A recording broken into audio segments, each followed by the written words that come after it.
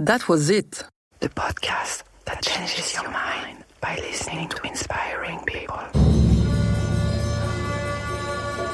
I'm Marion, and I'm bringing you to the Drikung Kagyu Rinchenling monastery in Kathmandu, Nepal.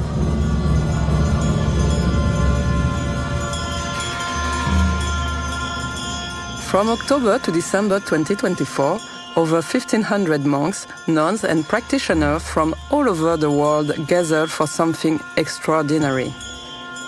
His Holiness Chetsang Rinpoche shared the Dam Ngak Dzo teachings, the treasure of precious instruction over 1,000 years old. But this is not just about ancient wisdom, this is about modern transformation.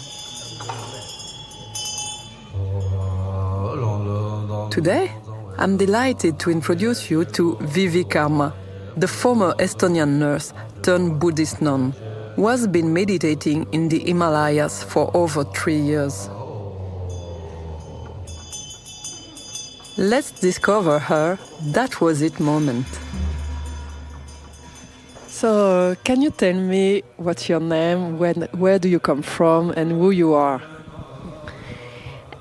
My name is Viivi Karma, and my spiritual name or my Anila name is Ani Konchak Sangmo.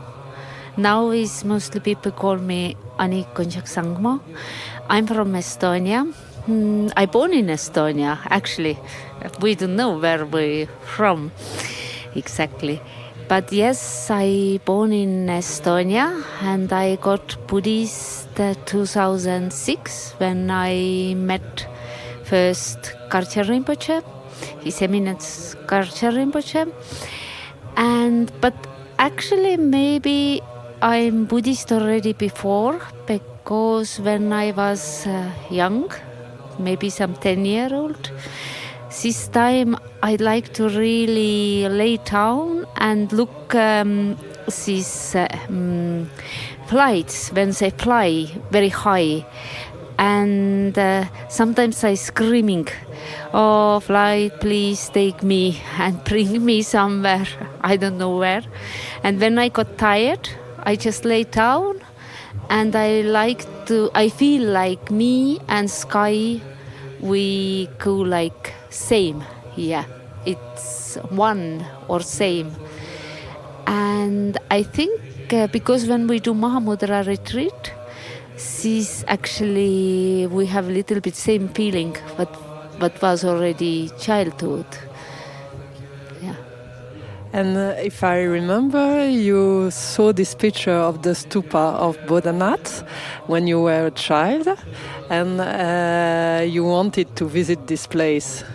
Yes, when I was 13-year-old, I saw one book about Nepal, and there was this black and white colored Bodhanath stupa picture, and I really feel, I want to go there. So interested. And there was one picture where was couple of Tibetan people with national dresses. And I think, I really like to see these people. Who is these people? Why is they look like this? And it was so interesting for me. And yeah.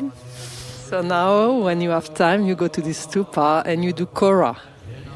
Yeah, I'm first time went Nepal in 2007. It was maybe 6-7 months after war. When Nepal was war, they kill king, and it's coming like how I said, how it is this like parliamentary system, and I went here and I did the first my koras around this stupa. I was very happy. I can come here this stupa, and I cry many, and I had a lot of praise. I want to meet my teacher. I want to see what is my mind. I want to understand what is Buddhist. I'm this time was only 1 year Buddhist, and I was very beginner, and it was amazing because after this to meet this stupa my life is changed. So how did it change? Because I think before you were working in a restaurant, then you became a nurse. And can you tell us before how was your life and how it changed? Yeah, it's actually, yes, I work in a restaurant. And when I was 18-year-old, this my time my sister passed away. And I start to think, what is death? What is life? Why we live? What is meaning of our life? And why we here? But I didn't find answer. And after I start to work like manager of huge restaurant. I had 40 workers. I was very high heels and very short skirt business lady. I had lot of parties. I were like swimming in life, how it's life sea or life waves. And because I didn't find this answer, what is life is, why we are here, and this I feel like better is something to do, and no think about this.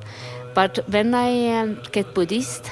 I got my refugee from Kagyu Rinpoche, His Eminence Kagyu Rinpoche, who was in prison in China 20 years, and is one of Drikung lineage. How is it? One of yogi.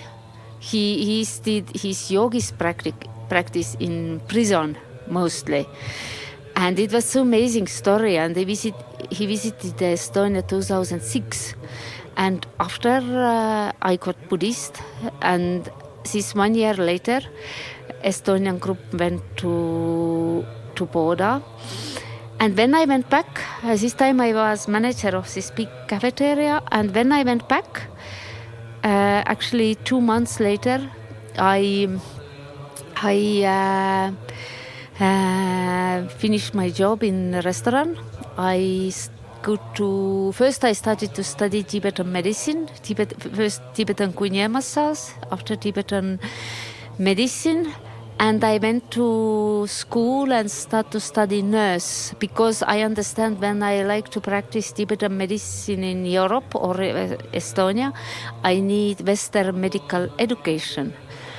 And actually, sir, I feel really inside I'm nurse. It's actually in Tibetan language, nun is Anila. Anila mean older sister. And actually, maybe this time I feel already I'm just Anila. It's in English it's nun, Estonian is Õde, and Tibetan is Anila. It's actually same things. And after stupa, this actually I feel really my mind is changed. So then you came to Nepal, you met Drikung Rinpoche in a monastery, then you met Khenpo Tashi. Then how did you do your journey to go to meditate in a cave in Lapchi? Yes. Actually, it's same monastery here in Rinchenling. This time not Kompa, not monks. Here was only this one building where is Drikung Rinpoche. It was 2 months before when he passed away. And we Estonian group, we was almost, and some Latvian people, we went to visit. Actually, it was same time when I met this stupa first time. And we went here, and we come visit Drikung Rinpoche, because he was one time already in Estonia, and I didn't met this time. I'm not this time Buddhist. We went here, and Rinpoche was here, and it was amazing because he talked with us. He told us, actually, we asked from him what Estonian people need to do, which kind of practice. And he told, you need to read only these 4 kaya mantras. No need to do more. It's Om Mani Padme Hung, Om Amideva Hi, Om Mahung Pensaguru Bedma Siddhi Hung, and Om Muni Muni Mahamuni Soha. And it was so simple. And when I went back, I started to practice. I started to do Nandro, but I burned out because I did I started to do very beginning 1,000 prostration one day. It was like big sport, nothing connecting with mind, and I burned out. But 2009. Kempadashi Rinpoche, he's Drikung Rinpoche's student, and he went to Estonia, and I need to help to organize his event and his accommodation. So we meet again, and this time we are not in Nepal, we are in Dehradun, India. Yes, we are Dehradun, and we just finished Drikung Kagyu lineage most important empowerments and this young sub empowerments, and today our first day after 3 weeks. No any free day. So today is holiday. Today holiday. And it's also a blessing day or a holiday because we just met His Holiness Chetsang Rinpoche to receive a blessing. Yes, it's happened so suddenly, and it was like cherry on cake.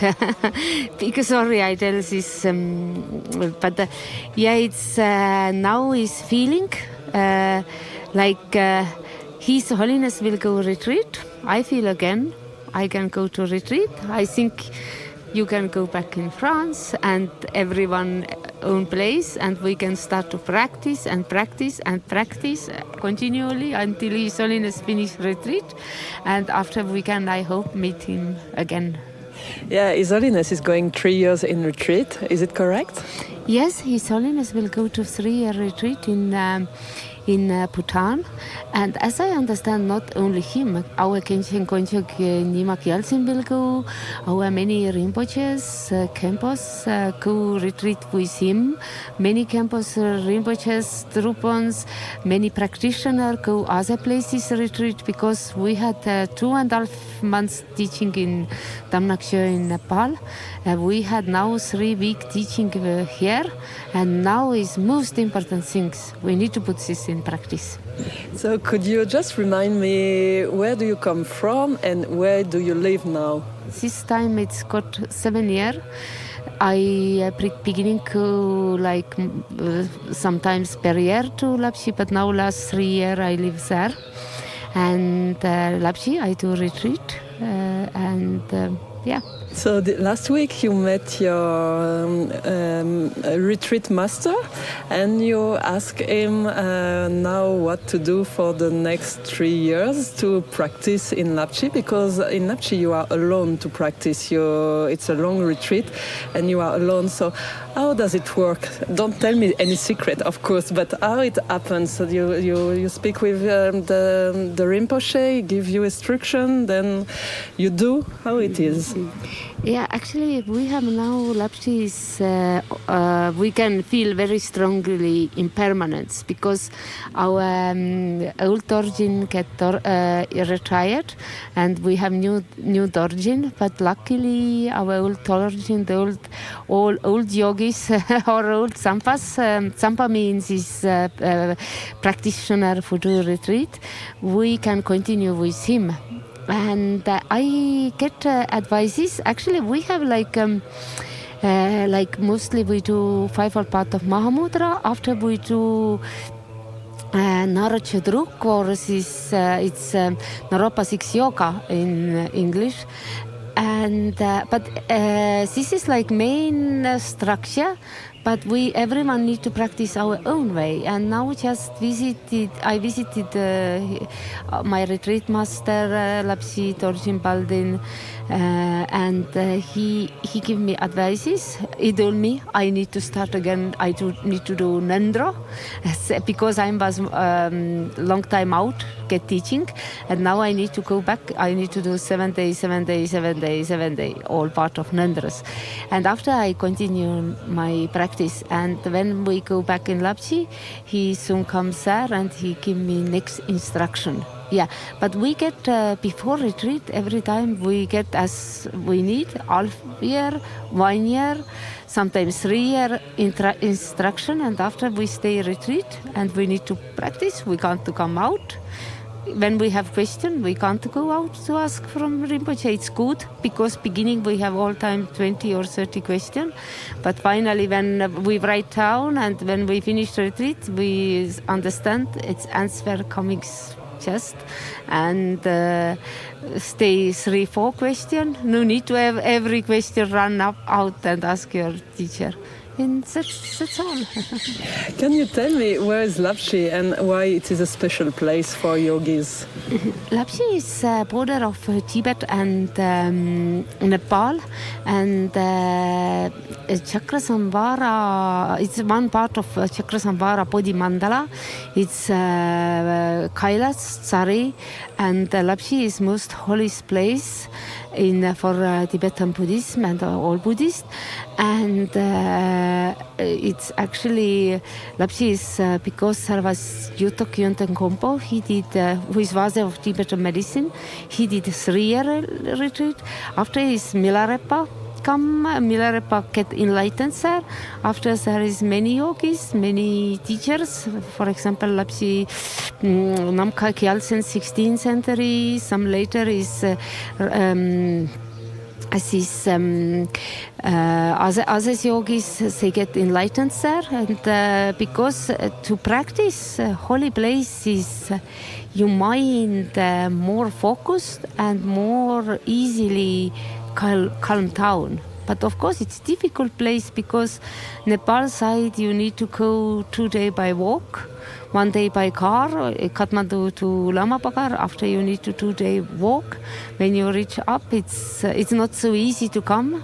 This is good because not so many people to come, because yogis need some special place to stay quiet alone.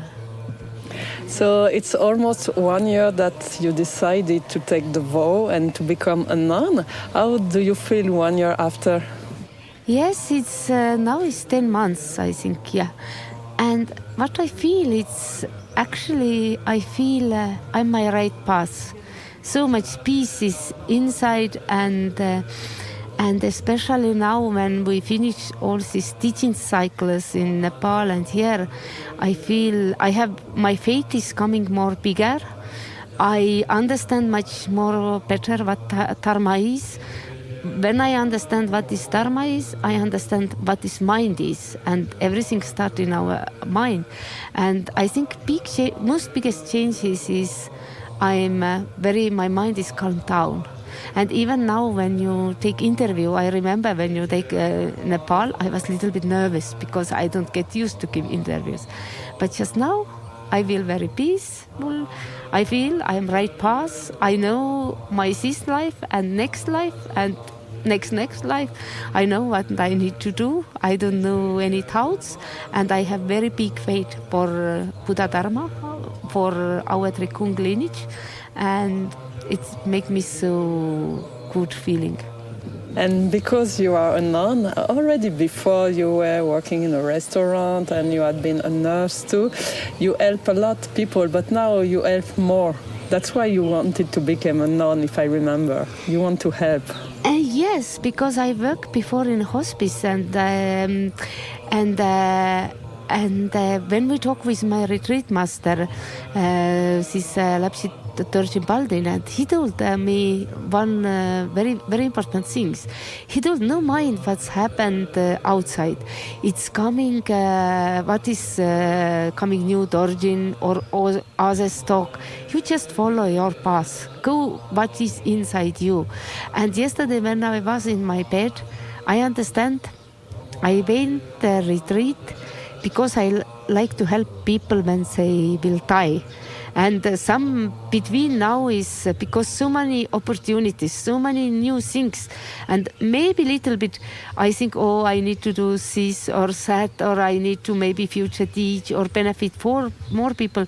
But I understand my path is just practice Dharma, understand what mind is, how mind work, and how to help to people more peacefully, happily die.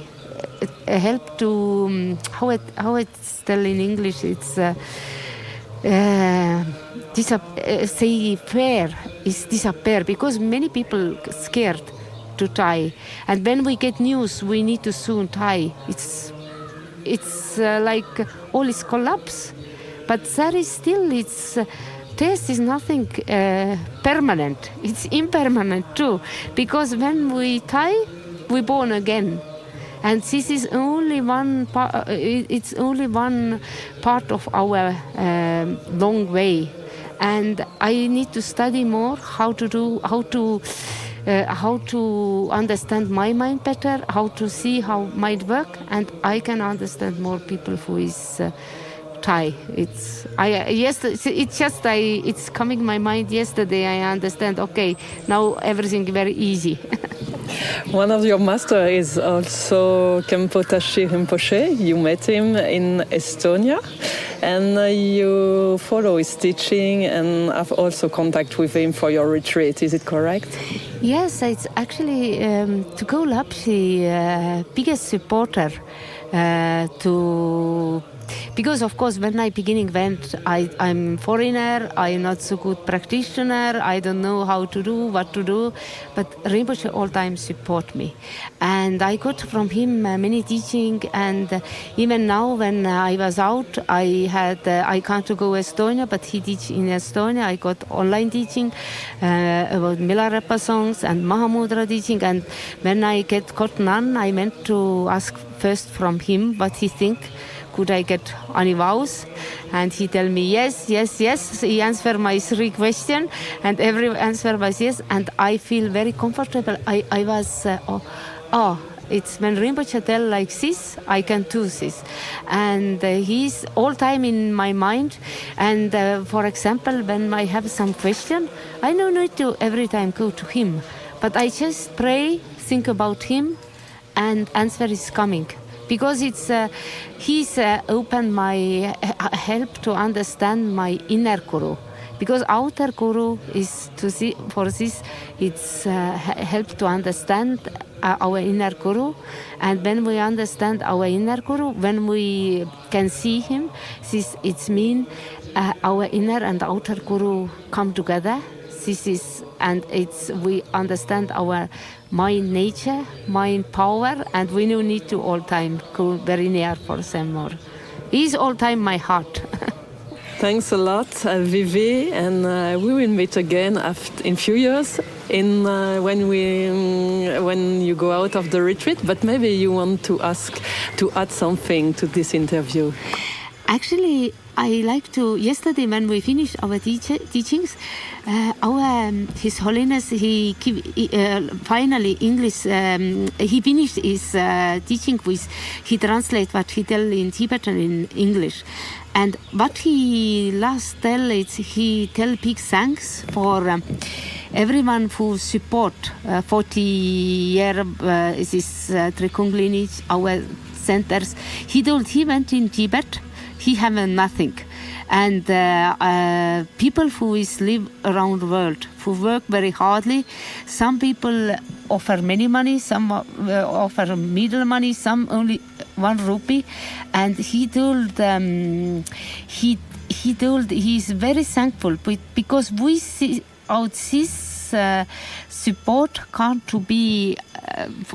he can't build up our Drikung lineage. And I like to tell the same for all people who support Dharma. Big thanks, and please continue. It's very important because without your support, we can't do retreat, we can't publish book, we can't do share around world Dharma. Many places we have already Drikung Center, we have other Buddhist center, but it's not enough because we have 8 million people. But I think maybe 2 million people get only, 2 million people maybe is only Buddhist. We need to share more. And actually, more people need to just understand what mind is. Thank you very much. Thank you very much, and see you soon. That was